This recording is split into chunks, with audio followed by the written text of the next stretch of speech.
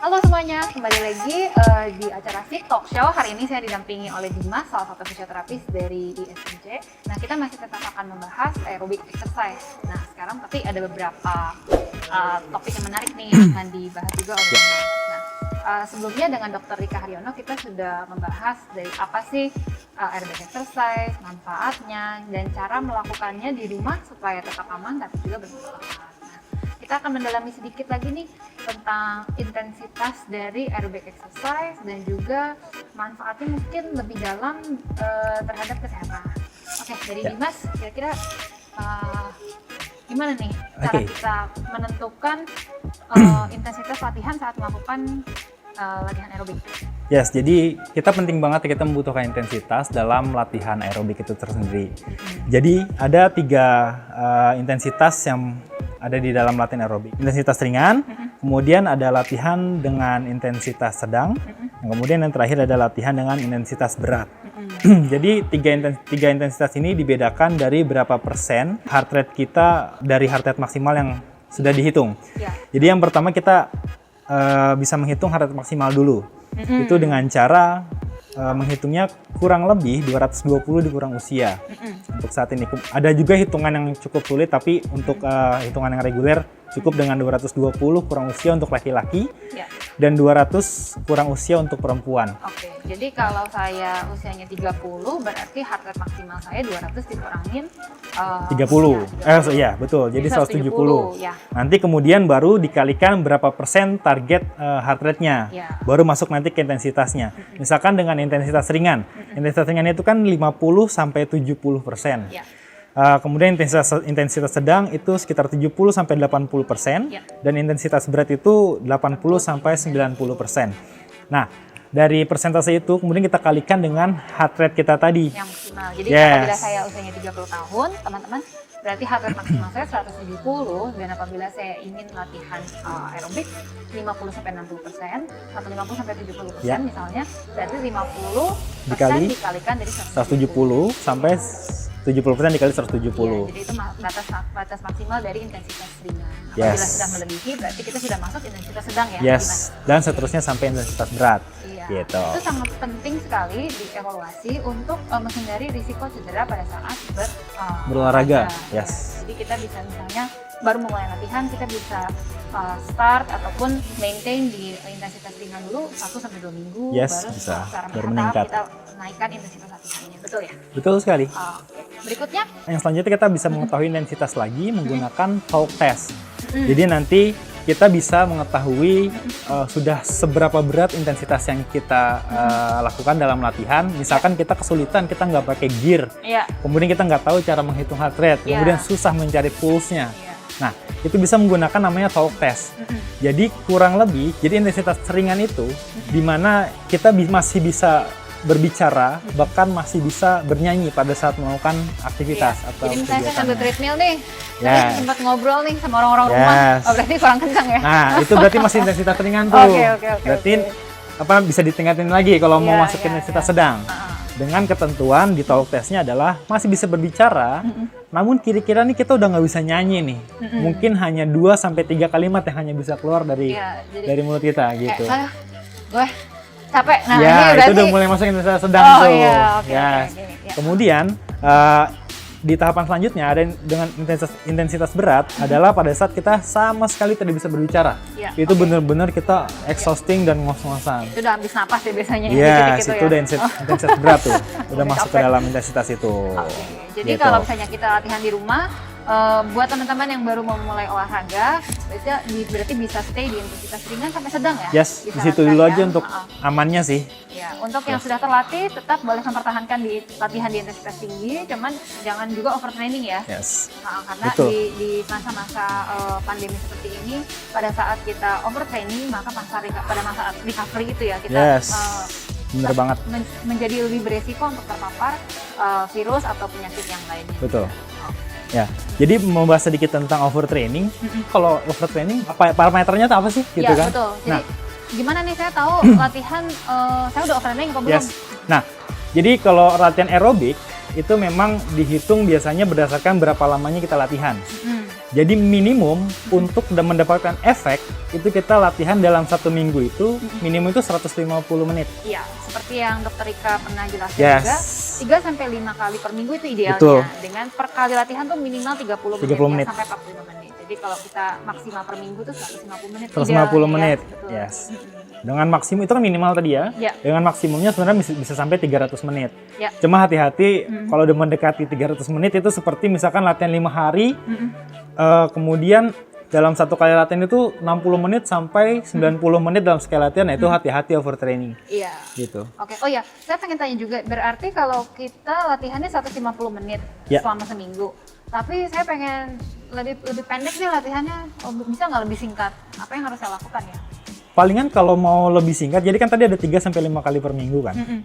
Jadi tetap aja jumlahnya minimum harus 150 menit. Tinggal nanti kita uraikan aja, misalkan kalau kita mau 3 kali per minggu, berarti masing-masing latihan kan 50 menit. Iya. Gitu. Jadi tapi kalau kita mau lebih cepat lagi, itu ya 5 kali per minggu gitu. Iya. Jadi di weekend kita bisa off. Jadi setiap sekali latihan tuh tetap 30 menit sih minimal. Oke, bisa nggak saya naikin intensitasnya jadi saya latihannya lebih pendek? Sebenarnya sih itu peningkatan intensitas itu adalah peningkatan kemampuan kita ya. Oke. Jadi tetap aja latihan itu waktunya minimum untuk aerobik itu adalah 30 menit sih. Oke, berarti jangan terburu-buru ya, tetap. Karena nanti berhubungan sama metabolisme pembakaran energi kan. Oke. Nanti ya karbohidrat terlebih dahulu, glukosa terlebih dahulu, kemudian nanti bagaimana tubuh kita beradaptasi dengan metabolisme lemak dan sebagainya. Oke. Gitu. Berarti tetap kita menghitung dari waktu yang Yes. disarankan 30 sampai 45 menit. Yes, setidaknya betul ya. banget. Oke.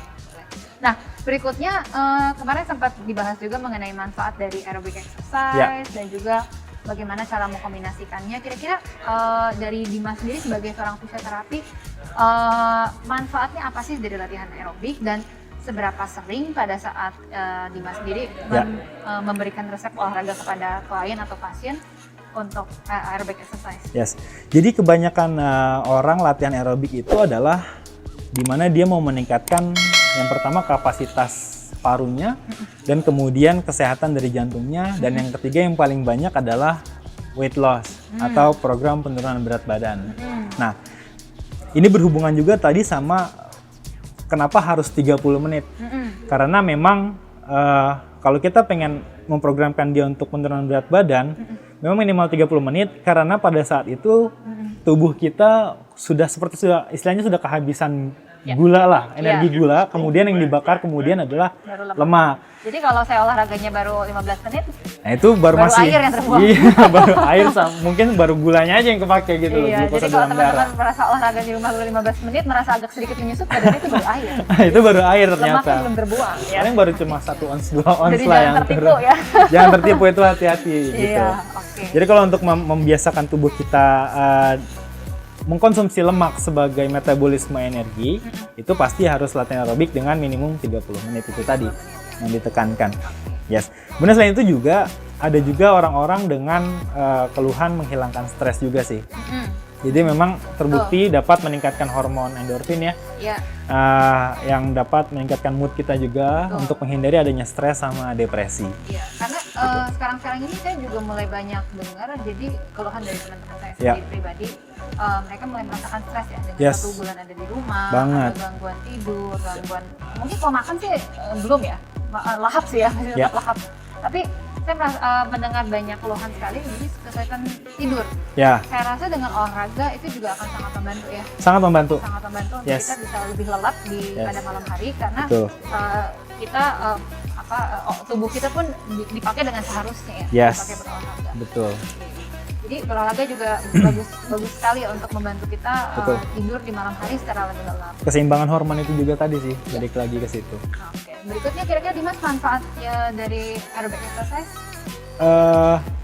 Jadi juga ada juga orang-orang misalkan kebanyakan di rumah sakit sih, dan untuk orang-orang yang sudah mulai usia lanjut ya, latihan aerobik itu digunakan untuk menurunkan atau mengendalikan diabetes.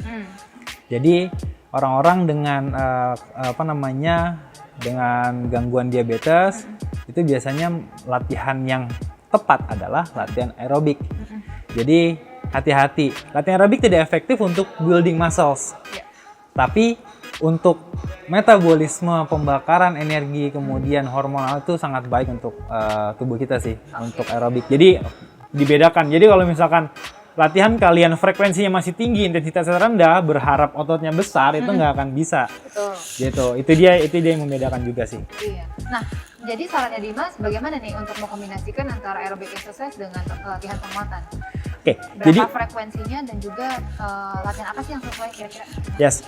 Jadi sebenarnya kita harus punya fokus dulu sih. Yang pertama, misalkan kita mau building muscles atau kita mau meningkatkan endurance. Betul. Karena kalau kita mau meningkatkan kedua-duanya, kita akan berada di setengah-setengah di masing-masing. Betul. Kita akan setengah-setengah di endurance kita akan setengah-setengah di latihan penguatan dan building muscles juga. Jadi nanti frekuensinya akan menurun. Misalkan kalau kita mau latihan aerobik, kita itu di frekuensinya itu banyaknya repetisi itu misalkan 12 kali. Bebannya itu hanya 1 kilo. Penguatan maksudnya? Ini latihan aerobik. Oh iya. Itu bisa juga menggunakan tapi beda frekuensi dan beda intensitas. Gitu. Jadi kalau misalkan frekuensinya 12 kali, kemudian bebannya hanya 1 kilo.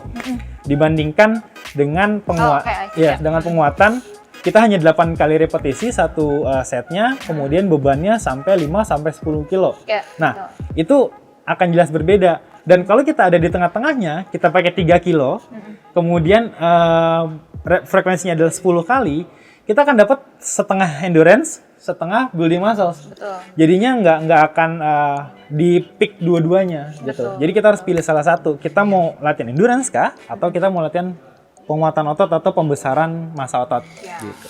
Itu juga terutama buat teman-teman yang perempuan ya. Yes. Jadi kadang-kadang kita sering salah kaprah nih. Betul. Saya pengen weight loss tapi Yes. banyaknya ujung-ujungnya latihannya latihan penguatan. Yes, Gitu. betul. Jadi, saya merasa saya makin gemuk gitu Yes. ya. Karena pada saat kita latihan penguatan otomatis ototnya juga akan Iya, berkembang masanya ya. akan bertambah. Sedangkan massa otot kita mungkin nggak sebanyak itu terbuang ya. Betul. Sebetulnya. Oke.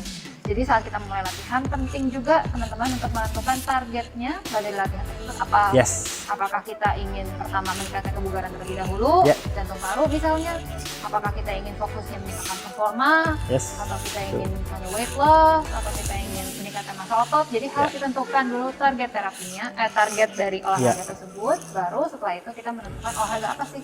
Betul. yang sesuai. Dan juga untuk frekuensi dan segala macamnya bisa konsultasikan langsung ke expertise-nya, baik ke dokter atau fisioterapis ataupun sport science ya. Nah, gitu. saran dari Dimas nih, mungkin yang terakhir ya. Kita kan tadi membahas mengenai aerobic exercise. Nah, bagaimana sih tata cara kita memulai exercise? Apakah warm up-nya harus 5 menit? Bedanya warm up dengan saya langsung latihan itu apa? Terus peregangan saya baiknya melakukan kapan? Itu bisa dijelaskan? Yes. Jadi untuk warming up itu bisa dilakukan sekitar 5-10 menit dengan termasuk sudah seluruh badan kita melakukan gerakan. Misalkan kita nggak bisa warming up hanya jalan kaki aja gitu ya. Tapi kita juga misalkan jalan kaki, kemudian kita juga melakukan gerakan high knee, kemudian mengangkat tangan ke atas gitu ya. Itu belum termasuk yang 30 menit ya? Itu belum termasuk 30 menit. Jadi dibedain. Jadi jangan kecewa ya. Jadi kita latihan total 30 menit, ditambah sedikit 10 menit dari untuk warming up. Itu untuk warming up-nya. Kemudian untuk peregangannya itu bisa ditempatkan di awal sebelum latihan inti itu tadinya 30 menit atau bisa juga ditempatkan di belakang. Jadi sah-sah saja untuk melakukan peregangan. Tapi kalau yang wajib itu di belakang memang harus melakukan stretching gitu, peregangan. Saya pribadi sih lebih suka melakukan dua-duanya ya. Boleh Karena aja. saat kita di rumah, kita terlalu banyak duduk, tidak aktif juga.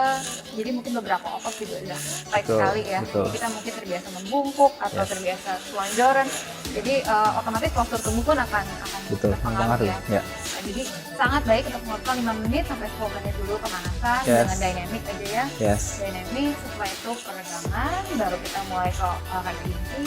Diakhiri dengan pendinginan 2 menit cukup ya biasanya ya. Lalu peregangan kembali. Itu merupakan salah satu contoh olahraga yang sangat baik ya. Jadi satu kesatuan. Iya betul, satu kesatuan yang memang yang disarankan seperti itu. Oke, kira-kira cukup jelas informasinya teman-teman. Nah kalau misalnya teman-teman tidak ada pertanyaan lagi, kami sangat welcome untuk datang di ISMC atau bisa melakukan konsultasi online. Iya. Kami melakukan konsultasi online di aplikasi Zoom. Nanti teman-teman bisa bertanya lebih lanjut kepada dokter olahraga kami maupun teman-teman senior. Yes. Oke, terima kasih Dimas atas waktunya. Sama-sama. Buat teman-teman yang stay di rumah, tetap stay di rumah, jangan kemana-mana, jangan jalan-jalan, stay healthy dan salam olahraga. Olahraga.